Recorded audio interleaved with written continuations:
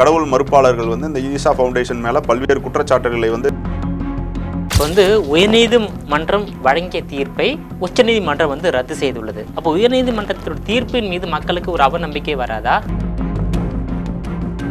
1000 தோப்பு கரணம் போட சொல்கிறாங்க, அவங்களோட மற்றவங்க யூஸ் பண்ண டாய்லெட்ஸ்லாம் க்ளீன் பண்ணுற சொல்கிறாங்க.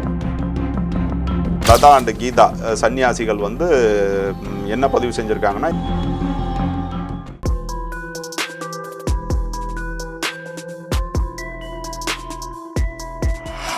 ஜெம் டிவி நேயர்கள் அனைவருக்கும் வணக்கம். சட்டம் என்ன சொல்கிறது என்ற நிகழ்ச்சியில் இன்றைக்கி நம்ம எதை பற்றி விரிவாக பேச போகிறோம்னா, கோவை மாவட்டம் ஈஷா யோகா வளாகத்தில் நடைபெறும் போலீஸாருடைய சோதனையில் உள்ள பின்னணி குறித்து விரிவாக விவாதிக்கலாம். இந்த விவாத நிகழ்ச்சியில் பங்கேற்பதற்காக நம் அரங்கத்துக்கு வருகை தந்துள்ள சென்னை உயர்நீதிமன்ற வழக்கறிஞரை வரவேற்கலாம். சார் வணக்கம். வணக்கம்.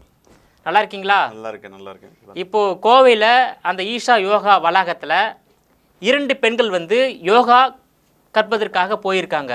அவங்க காலப்போக்கில் மூல செலவு செய்து துறவியாக மாறுவதற்கான முயற்சி ஈடுபட்டிருக்காங்க. அவருடைய தந்தை அந்த 2 பெண்களை மீட்டு கொடுக்க வேண்டும் என்று ஆட்கொணர்வு மனுவை சென்னை உயர்நீதிமன்றத்தில் தாக்கல் செய்கிறாரு.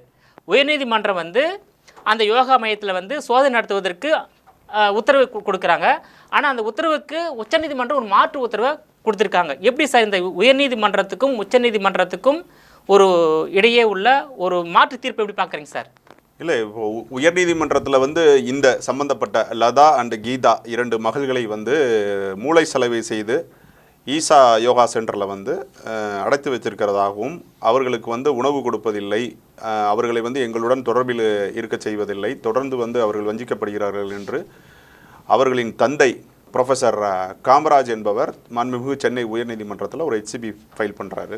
அவர்களை உயர்நீதிமன்றம் அவர்களை ஆஜராக சொல்லுது. அதன் அடிப்படையில் அவர்கள் இருவரும் ஆஜராகிறார்கள். அவர்கள் கொடுத்த வாக்குமூலத்தின் அடிப்படையில் நாங்கள் மனம் ஒத்துதான் இந்த ஈஷா ஃபவுண்டேஷனில் இருக்கோம், எங்களுக்கு அதற்கான மனப்பக்குவம் இருக்கிறது, வயது இருக்கிறது, எங்களுக்கு பிடித்து தான் நாங்கள் செய்கிறோம், நாங்கள் துறவியாக வேண்டும் என்பது எங்களோட தனிப்பட்ட விருப்பம், அதை யாரும் கட்டாயப்படுத்தியோ நிர்பந்தப்படுத்தியோ எங்களை துறவியாக மாற்றவில்லை என்று அவர்கள் வாக்குமூலம் அளிக்கிறார்கள். மேலும் அந்த நீதியரசர்கள் SM சுப்பிரமணியம் அண்ட் சிவஞானம் அவர்கள் நீங்கள் துறவியாக மாறி இருக்கிறீர்கள், அதே வேளையில் அந்த ஈஷா யோகா ஃபவுண்டேஷனோட தலைவர் சத்குரு ஜக்கி வாசுதேவ் அவர்களின் மகளுக்கு திருமணம் செய்து வைக்கப்பட்டிருக்கிறது. இதன் அடிப்படையில் குறிப்பிட்ட சிலரை மட்டும் அவர்கள் துறவியாக மாற்றினார்கள், இங்கு என்ன நடக்கிறது என்பதை பற்றி முழுமையான விசாரணை நடத்த வேண்டும் என்று காவல்துறைக்கு ஒரு உத்தரவை பிறப்பித்து, அதன் அடிப்படையில் அக்டோபர் 4ஆம் தேதி ஈஷா யோகா மையத்தில் என்னென்ன வழக்குகள் நிலுவையில் இருக்கிறது, அந்த வழக்குகள் சம்பந்தமான ஆவணங்களை ஒப்படைக்க வேண்டும். மேலும் குழந்தைகள் பெண்கள் அங்கே பாதிப்பிற்கு உள்ளாக்கப்பட்டிருக்கிறார்களா, சித்திரவதை செய்யப்பட்டிருக்கிறார்களா என்பதை பற்றியும் நடவடிக்கை எடுக்கும் விதத்தில் அவர்கள் முறையாக விசாரித்து ரிப்போர்ட் சப்மிட் பண்ணணும்னு சொல்லிட்டு அவங்க உத்தரவை பிறப்பித்தார்கள். அதன் அடிப்படையில் தான் கடந்த 2 நாட்களாக மேற்படி ஈஷா யோகா ஃபவுண்டேஷனில் காவல்துறை தலைமையிலான SP கார்த்திகேயன், கோயம்புத்தூர் SP கார்த்திகேயன் தலைமையிலான காவல்துறை ஒரு 6 தனிப்படைகள் அமைத்து விசாரணை மேற்கொண்டுள்ளது.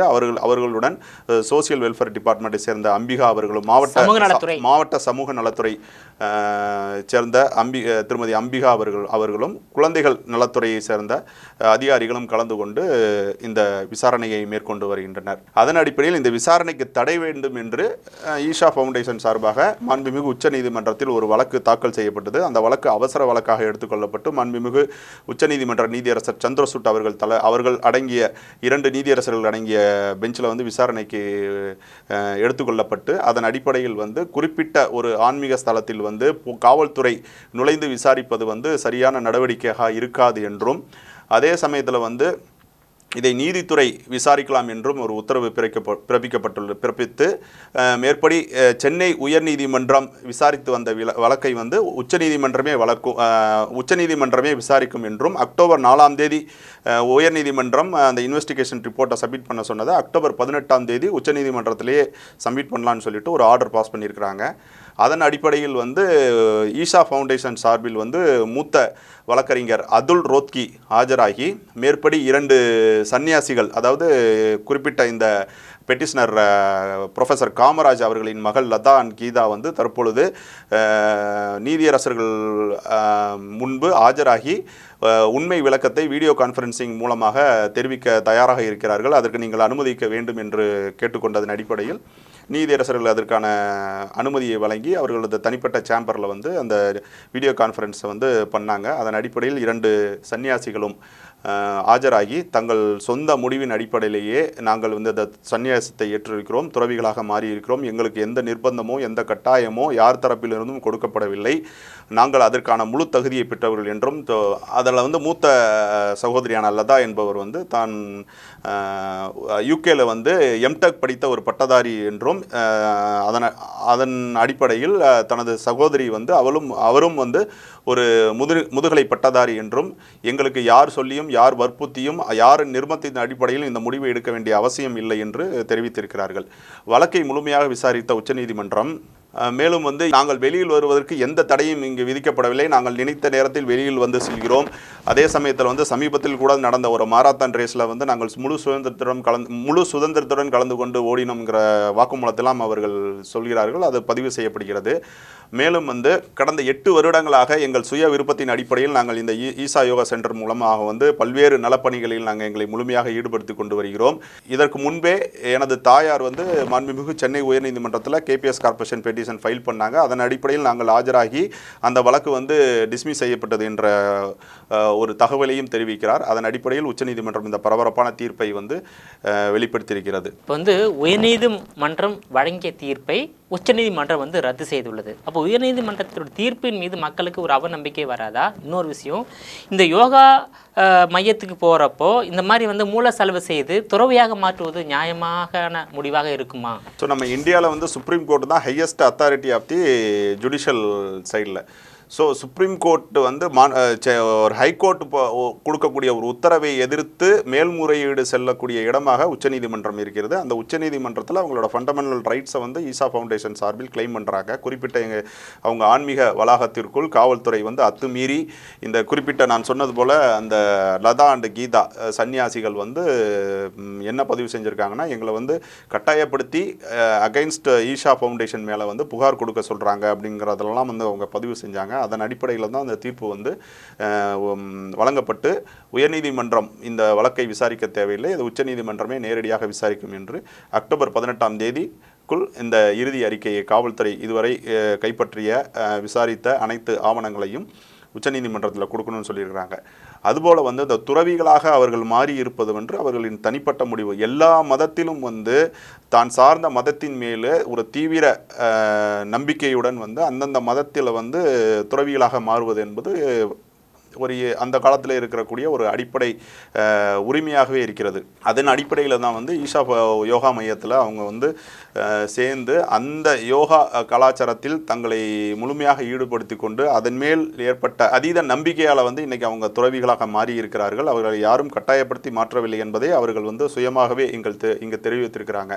ஸோ இந்த குறிப்பிட்ட சமூகத்தில் இந்து சமயத்தில் இருக்கிறவங்கள மட்டும்தான் கட்டாயப்படுத்துகிறாங்கங்கிற போன்ற ஒரு பிம்பங்கள் இங்கே வந்து அதிகளவில் பிரதிபலித்து கொண்டிருக்கிறது. குறிப்பாக பார்த்திங்கன்னா இந்த ஈஷா ஃபவுண்டேஷன் வந்து கடந்த 25 வருடங்களாக கோயம்புத்தூர் வெள்ளையங்கிரி மலையை சுற்றியுள்ள பகுதிகளில் அமைந்து பல்வேறு நலத்திட்டங்களை செஞ்சுக்கிட்டு இருக்காங்கிறத நம்ம பார்க்கணும். கிட்டத்தட்ட 1 கோடி பேருக்கு மேலாக வந்து தன்னார்வலர்கள் வந்து செயல்பட்டு கொண்டிருக்கிறார்கள். ஈசா இந்த ஃபவுண்டேஷன் மூலமாக கிட்டத்தட்ட 2.8 மில்லியன் மரக்கன்றுகள் நடப்பட்டு கின்னஸ் சாதனைலாம் கின்னஸ் சாதனைகள்லாம் பெற்றிருக்கிறாங்க.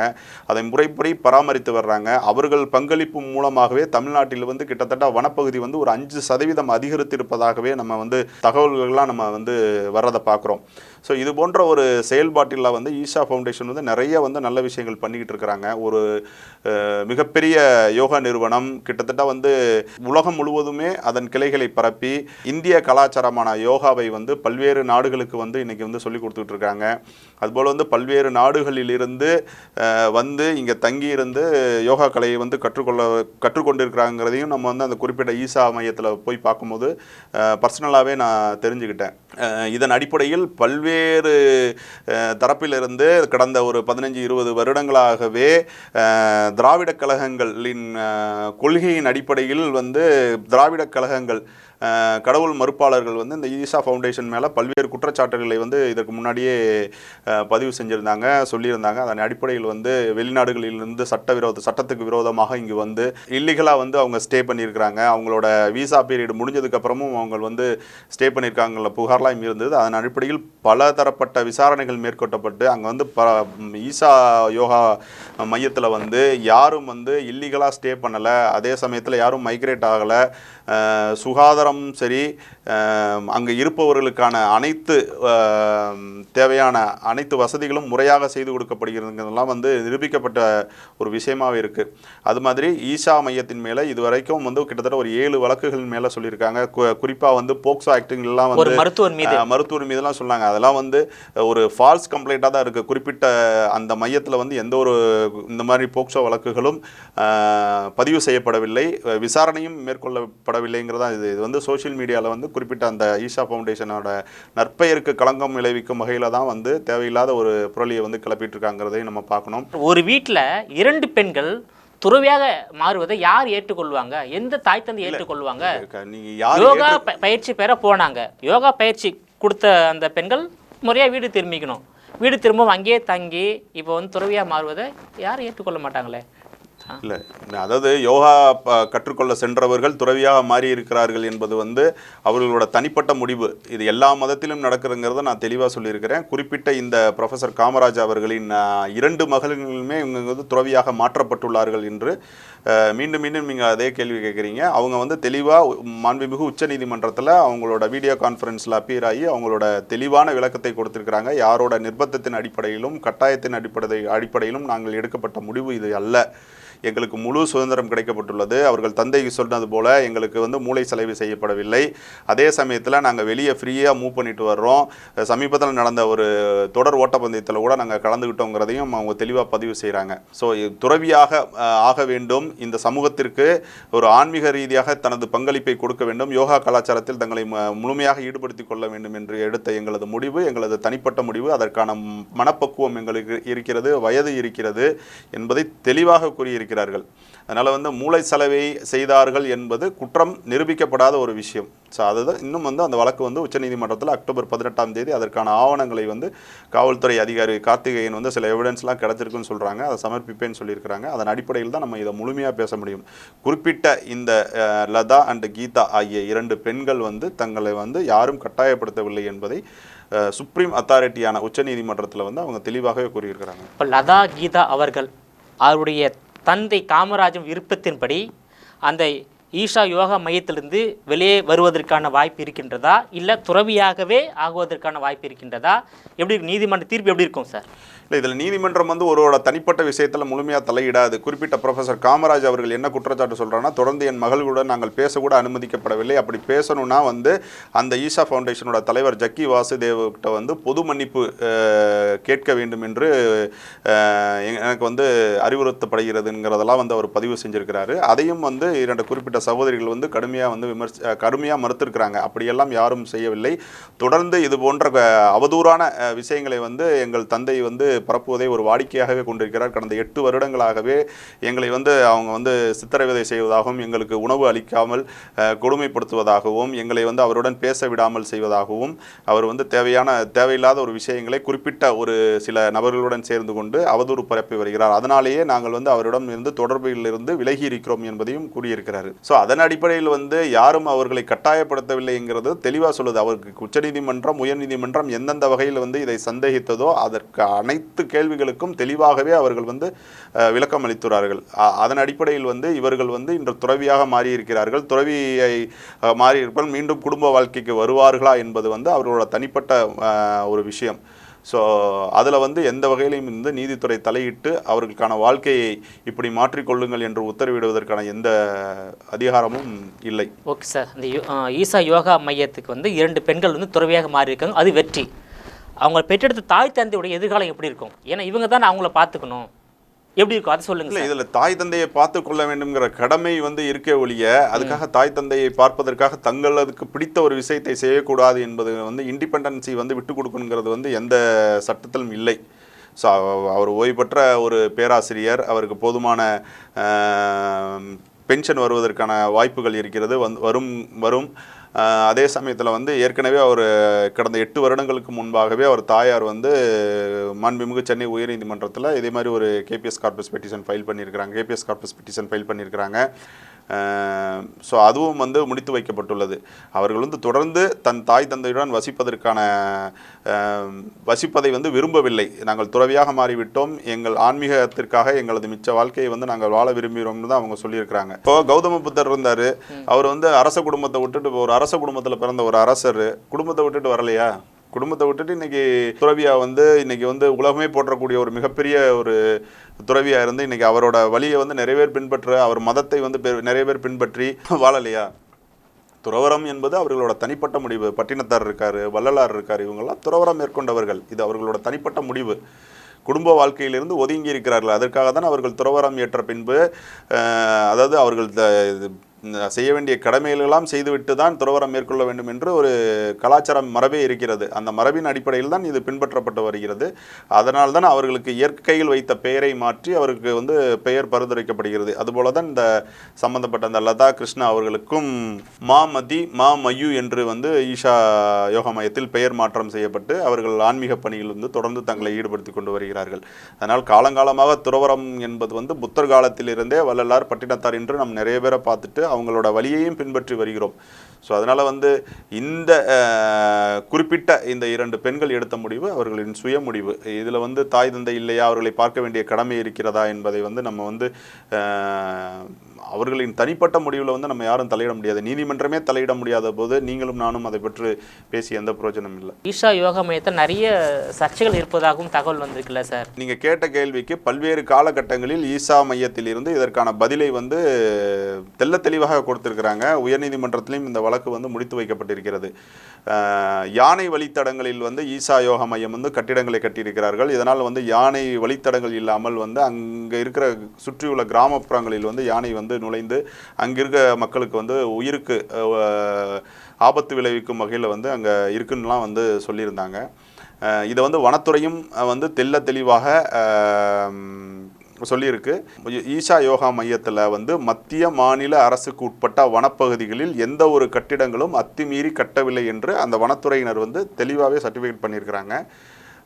இதை வந்து மேலும் மேலும் வந்து இது ஒரு பிரச்சனையாகவே பேசுவதற்கு, ஈஷா மையத்தை பற்றி பேசுவதற்கு வேறு எந்த விஷயமும் இல்லாதனால இதே திருப்பி ஈஷா யோகா மையம் வந்து தொடர்ந்து வந்து புறம்போக்கு நிலத்தில், வனத்துறை நிலத்தில் வந்து கட்டடம் கட்டியிருக்கிறாங்க, யானை வழித்தடங்களில் கட்டடம் கட்டியிருக்காங்கிறதெல்லாம் வந்து இன்னும் பேசிக்கிட்டே இருக்கிறாங்க. பேசுவதற்கான வேறு கேள்விகளே இல்லாதனால, பேசுவதற்கான வாய்ப்புகளே இல்லாதனால வனத்துறை தெளிவாக சொல்லியிருக்கு.